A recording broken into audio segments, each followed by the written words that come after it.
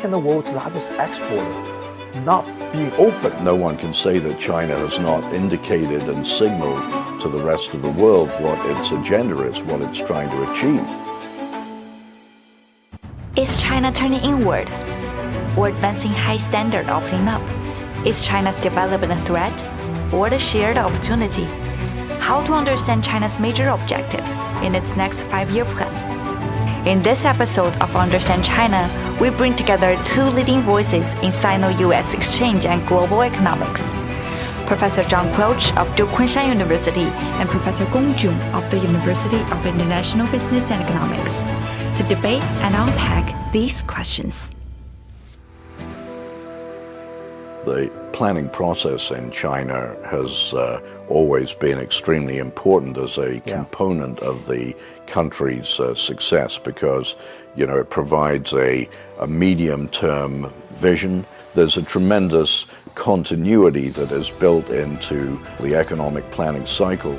China very transparent in these 5-year plans, so no one can say that China has not indicated and signaled to the rest of the world what its agenda is, what it's trying to achieve. There's some misconception, I think, in some Western media that China is starting to be closing down, not really opening up anymore. I don't think that's true.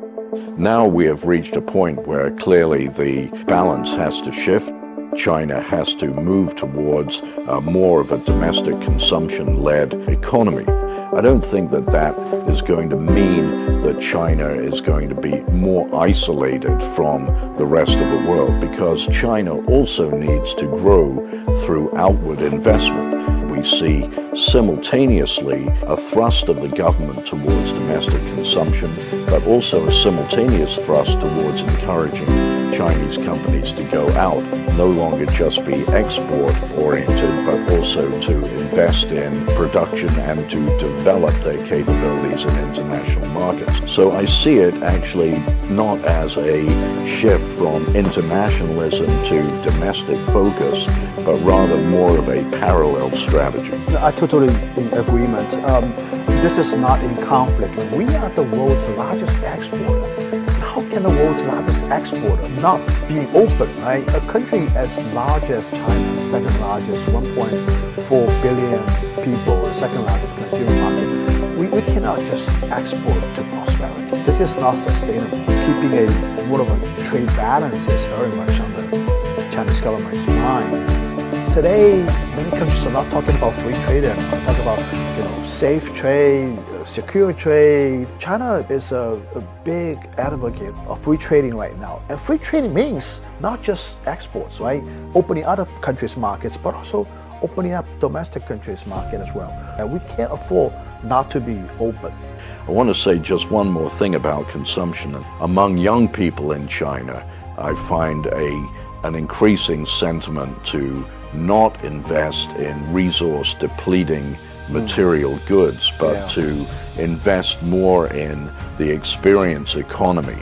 A couple of weeks ago I was at a concert in Shanghai where a German orchestra had come to give a performance, and 80% of the people are under 30 years old. And it speaks to the increasing importance of the service sector and experiential economy in driving the domestic consumption. The young people in China are indeed having a quite different consumption pattern.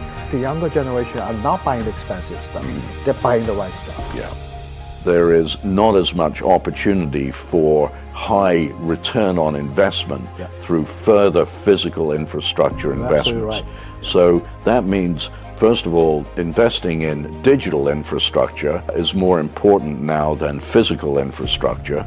But human capital, what I've noticed in the last 20 years is that quietly, just as the overall Chinese economy has advanced and improved, so the caliber and quality standards in Chinese universities have also significantly improved. For the next 20 or 30 years, productivity of the university sector in STEM research, that's going to be potentially very important to Chinese advances. I have a slightly different opinion on this. I think we have to be a little bit careful about the interpretation of human capital investment. A lot of Chinese government officials probably also think the same way, that the interpretation of human capital investment is mostly about STEM, right? I have a term for this. I call it STEM chauvinism. I mean, it's over the long run, the human capital, this term should include things related to liberal arts and social science as well. It's not just about STEM. I think we don't want to turn our society into a moving part in a machine. Every society can only thrive if it has leadership as well as technical capability. Yeah, exactly. Yeah. We are starting to focus more on software infrastructure. The economy is turning into more of a knowledge economy as we see it. If there's a excess capacity here in China, it should really be determined by the market on a global scale, right? And the automobile industry is a very good example. And Europe has an incentive to protect its markets, mostly because it wants to protect its auto industry. They can't just fend off the market, fend off imports and protect the market, because over the long run, you're going to get an outdated auto industry. I think the right way to do this is to, just like China did, 40 years ago, to encourage investment, to encourage even joint venture. Even with some technology transfer, I think it's okay. Partnership, absolutely key to success. As you know, we at Jikunshan University, we're a joint venture partnership of 3 partners, a Chinese university, a US university, and a Chinese city government, looking at the global market demand rather than just the China market demand is important. And in a way, China is leading in EVs. What may appear to be domestic overcapacity in EVs is actually appropriate capacity for the markets in the world. So in a way, the Chinese quote overcapacity is a gift to the world.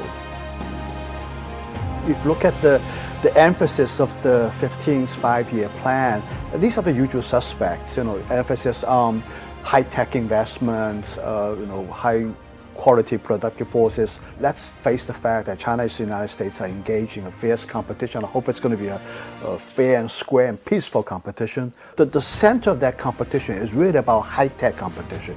The United States needs to be more confident about being able to compete with China without having to throw up tariff-related barriers and export controls. But at the same time, China, given everything it's achieved, should be more confident about its ability to compete with the United States by opening up further the domestic market. Totally agree. Absolutely, there are those Western outlets that are sort of anti-China. They want to have a target that they claim to be the rival or the opponent. There are those people, who view China's success, or so far success, as a threat, in the sense that it sets another example of very successful economic development, very successful national governance as an alternative system. The United States and the West in general surprised by the speed with which China rose. There were many presuming that with economic development, with the rise of per capita GDP, would come a natural inclination to adopt more Western-style democratic government system. So if there is disappointment in the West, it's really a matter of the West should self-reflect that it didn't spot the speed with which China was going to develop. I was really encourage these people to come to visit China. It's interesting to look at how many people in the United States Senate out of 100 senators have been to China. I think it's around about 10 out of 100. There's this ignorance in the United States that allows for prejudice to enter into the national psyche. That's very unfortunate. I was very pleased to see this past year that China has frequently acknowledged the contribution of the flying tigers. If we have more of a historical recognition of what each country has contributed to the other, that there would be a much more sound basis for collaboration.